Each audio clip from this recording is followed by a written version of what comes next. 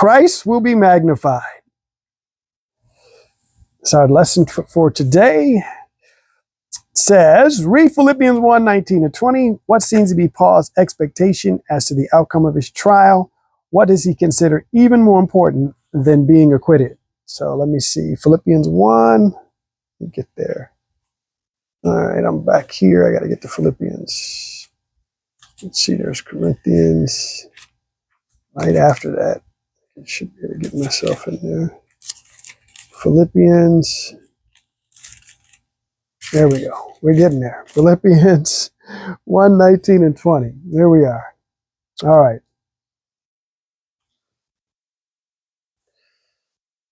For I know this shall turn to my salvation through your prayer and the supply of the Spirit of Jesus Christ, according to my earnest expectation and my hope, that in nothing I shall be ashamed, but that with all boldness as always, so now also Christ shall be magnified in my body, whether it be by life or death. So, although Paul was no criminal, this was not the first time that he had been in prison. And he was no stranger to persecution. To the Corinthians, he detailed his sufferings to that time. In prisons more frequently, and deaths often. From the Jews, 5 times I received 40 stripes minus 1. 3 times I was beaten with rods. Once I was stoned. 3 times I was shipwrecked.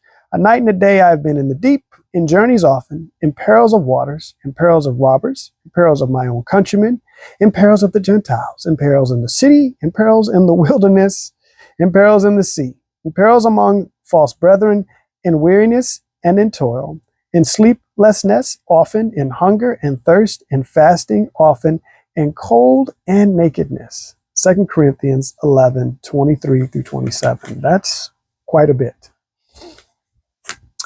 But lest we think these sufferings were utmost in his mind, Paul immediately adds, besides the other things that comes upon me, my deep concern is for all the churches. Interesting. 2 Corinthians 11:28. So it says, read 1 Corinthians 4:14-16, 1 Thessalonians 2:10-11, Galatians 4:19, and Philemon verse 10. Let's check that out. So we'll start with 1 Corinthians 4:14-16. Let's get there. All right. 1 Corinthians. Let's see if I can get there quickly. I'm turning. Oops.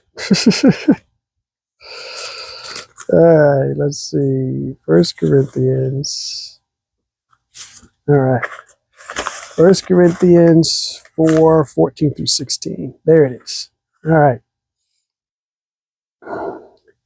I write not these things to shame you, but as my beloved sons, I warn you. For though ye have 10,000 instructors in Christ, ye have not many fathers. For in Christ Jesus I have begotten you through the gospel. All right. Let's look up 1 Thessalonians 2:10. 1 Thessalonians 2:10. All right, here we go. 1 Thessalonians 2:10.